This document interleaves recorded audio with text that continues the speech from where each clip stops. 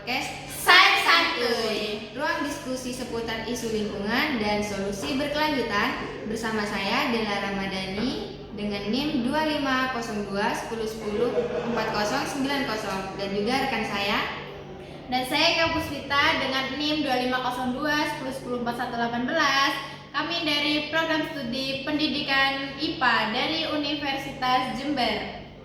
Oke, jadi pada episode kali ini kita akan membahas salah satu isu penting di Indonesia, yaitu pencemaran Sungai Bengawan Solo, sungai terpanjang di Pulau Jawa yang menjadi sumber air bagi jutaan masyarakat. Nah, sayangnya kualitas air Bengawan Solo semakin menurun karena pencemaran limbah rumah tangga, industri, dan juga pertanian. Di sini kita akan membahas mengapa sih pencemaran ini berbahaya dan apa dampaknya dan juga solusi apa yang bisa dilakukan. Nah, jadi simak pembahasannya bersama kami sampai tuntas.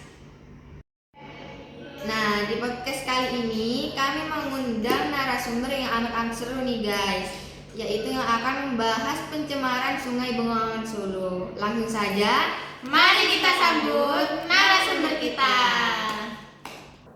Halo. Apa kabar? Alhamdulillah. Silakan duduk. Silakan guys.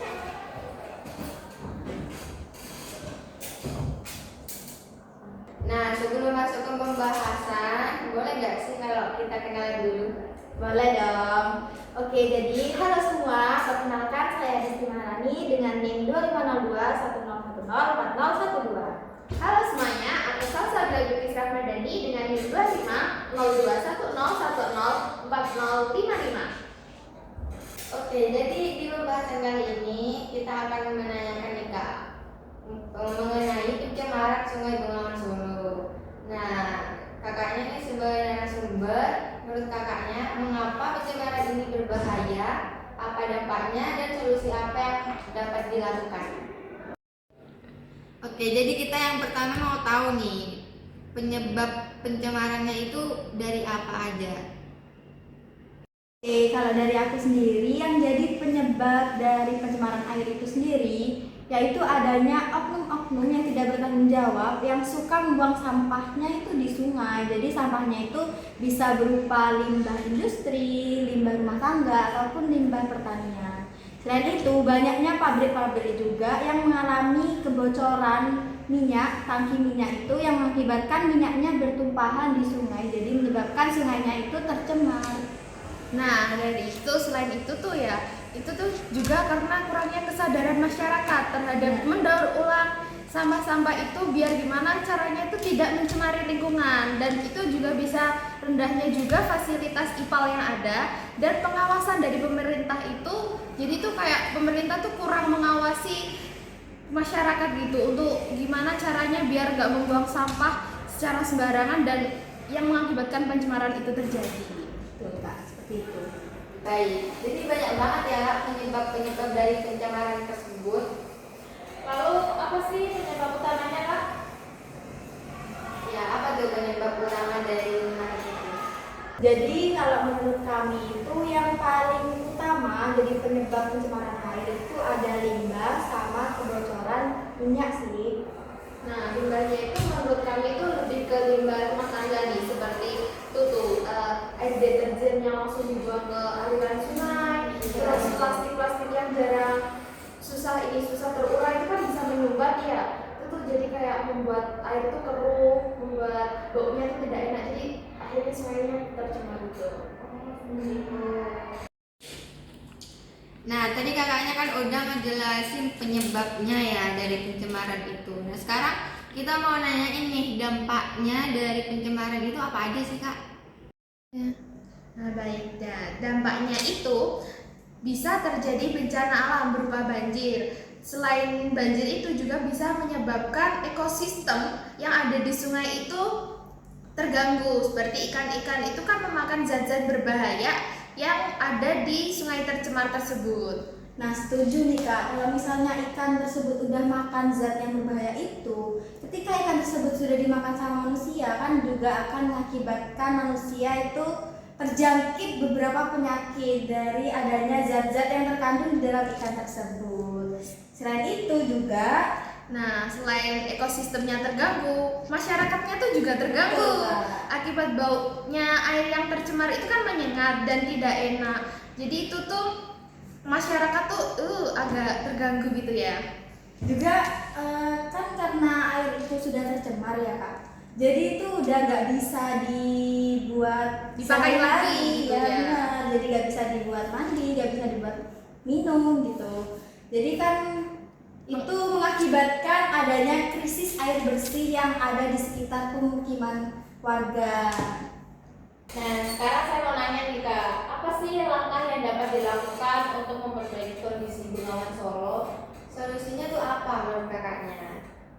Menurut kita itu solusinya itu bisa dimulai dari masyarakatnya terlebih dahulu. Jadi masyarakat tuh harus sadar betapa pentingnya untuk mendaur ulang lebih dahulu limbah yang ada sebelum dibuang ke sungai ataupun ke alam gitu ya. Selanjutnya itu kalau dari pemerintahnya itu untuk lebih mengawasi lagi serta memberikan edukasi kepada masyarakat agar masyarakat itu tahu betapa pentingnya limbah itu.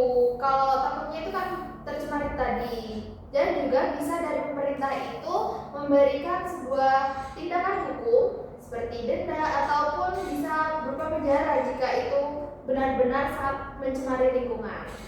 Menurut saya itu solusi yang ya bisa dilakukan lah ya.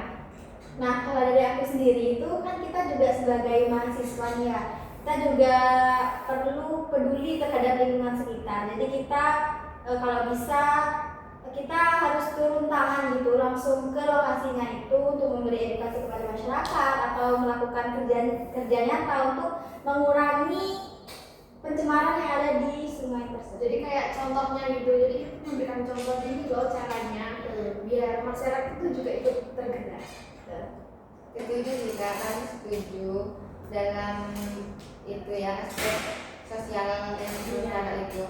Nah di sini kita mau nanya tentang inovasi nih. Kakak ini sebagai mahasiswa, apalagi kakaknya dalam pendidikan IPA ya.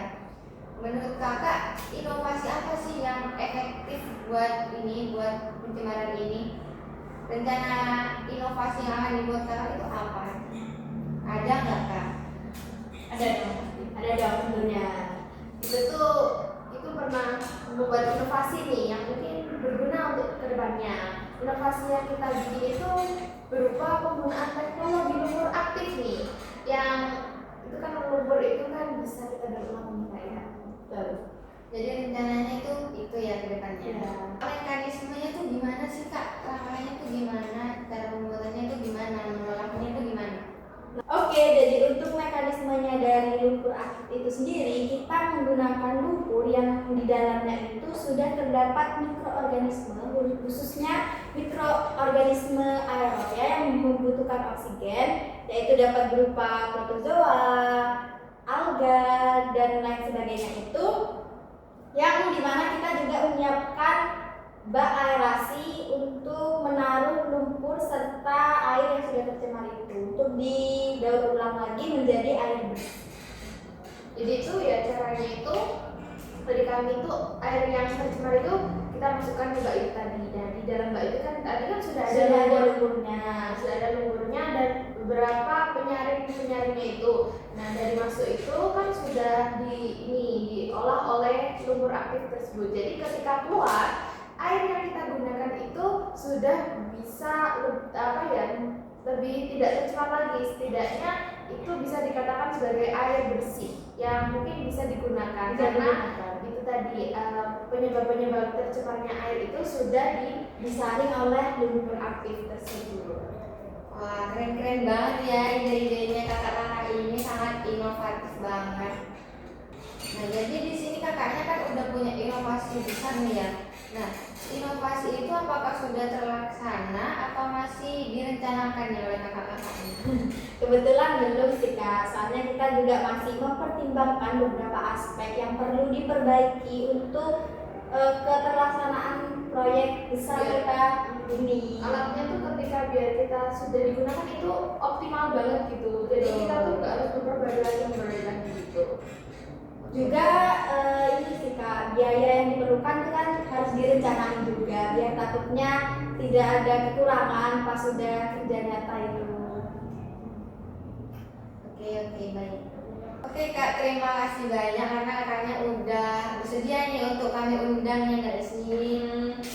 Udah repot-repot datang ke sini. Oke, kita udah sampai nih di penghujung acara dari pembahasan hari ini. Nah, kita memahami bahwa pencemaran Bengawan Solo bukan hanya masalah lingkungan nih, tetapi juga masalah kemanusiaan. Tidak ada solusi instan, yang ada adalah aksi bersama. Dan mari mulai dari langkah kecil, yaitu pertama mengurangi penggunaan deterjen berlebihan, buang sampah pada tempatnya, gunakan air secara hemat, ikuti kampanye lingkungan di kompetisi sekitar. Karena menjaga sungai bukan tugas pemerintah saja, tapi tanggung jawab kita semua juga nggak sih? Setuju banget. Oke, terima kasih telah mendengarkan podcast Sains Santuy. Sampai jumpa di episode berikutnya. Assalamualaikum.